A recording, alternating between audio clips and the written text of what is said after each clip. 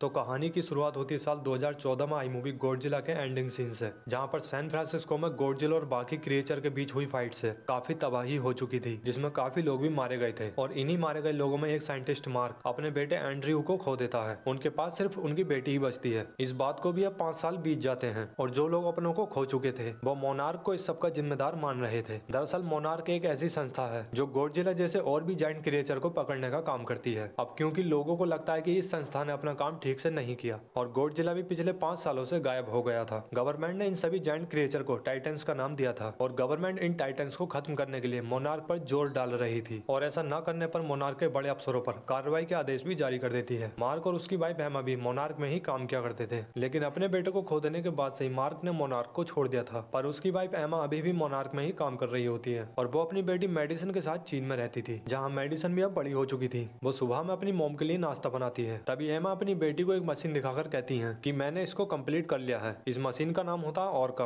दरअसल एमा ने उन्हीं जायंट्स क्रिएचर से कम्युनिकेट करने के लिए ऑर्का को बनाया था, लेकिन ये काम करेगी या नहीं ये फिलहाल उसे नहीं पता था। ये दोनों अभी बातें कर ही रही होती हैं कि इन्हें अपने घर में कुछ झटके महसूस होते हैं। अब एमा को मोनार्क के एक प्लांट से कॉल आता है कि वहाँ उसकी जरूरत है, जिसके बाद एमा यूनान रेन फॉरेस्ट चाइना के मोनार्क आउटपोस्ट 61 में पहुंच जाती है। यहाँ पर इन्होंने किसी टाइटन के एग को रखा हुआ था, लेकिन अचानक ही उस एग की रेडिएशन बढ़ने लगी थी। एमा उस एग की हलचल को देखकर समझ गई थी, तो वो अपनी बेटी को बताती है कि देखो अभी एग से बाहर आने वाला है। तभी उस एग से एक खूबसूरत सी टाइटन बाहर आती है, जिसका नाम होता है मोथरा। मोथरा अपने आसपास हथियारों के साथ खड़े लोगों को देखकर बेकाबू हो जाती है। तो एमा अपनी ऑर्का मशीन को लेकर मोथरा के पास जाती है और वो ऑर्का को चालू कर देती है, जिससे कुछ रेडिएशन निकलने लगती है और उस रेडिएशन से मोथरा एकदम शांत हो जाती है। मेडिसन आगे बढ़कर मोथरा को छू कर देखती है। अब कुछ देर बाद यहाँ एक शख्स कुछ लोगों के साथ आकर सभी को मार देता है। इस शख्स का नाम होता है एलन, और एलन ऑर्का मशीन के साथ साथ एमा और उसकी बेटी को किडनैप करके यहाँ से ले जाता है। अगले सीन में हमें एक कॉन्फ्रेंस रूम को दिखाया जाता है, जहाँ मोनार्क पर इन टाइटन्स को छुपाने का इल्जाम लगा होता है और मिलिट्री को उन टाइटन्स का खात्मा करने की इजाजत दी जाती है। मगर तभी डॉक्टर सेरिजावा कहते हैं कि उनको मारना गलत होगा, ये सब हमारे लिए ही लौटे हैं। हमारे एटॉमिक टेस्टिंग की वजह से ही गॉडजिला जागा था और जो दूसरे जीव हैं जैसे कि म्यूटोस, वो माइनिंग और सर्वेस की वजह से जागे थे। और ये जो सारे जीव हैं ये जानवर हैं, ना कि मॉन्स्टर्स। ये वो हैं जो दुनिया पर कब्जा करने आए हैं, जो कभी इनकी अपनी थी। अगर हमें जिंदा रहना है तो हमें इन टाइटन्स के साथ ही जीना सीखना होगा, खासकर गॉडजिला के साथ। पर डॉक्टर सेरिजावा की इस बात पर सेनेटर मंजूर नहीं होती। तभी डॉक्टर सेरिजावा के साथ बैठी डॉक्टर ग्राहम को एमा और उसकी बेटी के किडनैप होने का मैसेज आता है। वो उस मैसेज को डॉक्टर सेरिजावा को दिखाती है, जिसके बाद ये दोनों तुरंत ही यहाँ से चले जाते हैं। अब सीन शिफ्ट होता है कोलोराडो में, जहाँ डॉक्टर सेरिजावा और डॉक्टर ग्राहम मार्क के पास आते हैं और मार्क को उसकी वाइफ और उसकी बेटी के किडनैप होने की खबर के बारे में बताते हैं। यहाँ हमें एक और बात पता चलती है। दरअसल ऑर्का को मार्क ने कॉलेज टाइम में बनाया था वेल को कंट्रोल करने के लिए। ये लोग ऑर्का को ढूंढने के लिए मार्क की मदद मांगते हैं। मार्क इनके साथ चला जाता है क्योंकि उसे अपनी बेटी और अपनी वाइफ को बचाना था। जाते समय मार्क को डॉक्टर सेरिजावा से ये पता चलता है कि गॉडजिला के अलावा ऐसे ही 17 टाइटन्स और मिले हैं। यानी ये टाइटन्स पूरी दुनिया में फैले हुए हैं, जिनमें ज्यादातर तो गहरी नींद में मिले हैं और बाकियों को टॉप सीक्रेट साइट पर रखा गया है। इसके बाद ये लोग बरमुडा में बनी मोनार्क की एक साइट पर पहुंच जाते हैं और इस साइट को स्पेशली गॉडजिला को खोजने और उसको स्टडी करने के लिए बनाया गया था। और इसका कंट्रोल रूम पानी के नीचे अंडरग्राउंड में बना हुआ था। यहाँ इन्हें मोथरा के बारे में भी पता चलता है, जो कि एमा और उसकी बेटी के किडनैप होने के बाद भाग निकली थी और एक वाटरफॉल के पीछे आकर छिप गई थी। उधर दूसरी तरफ एलन भी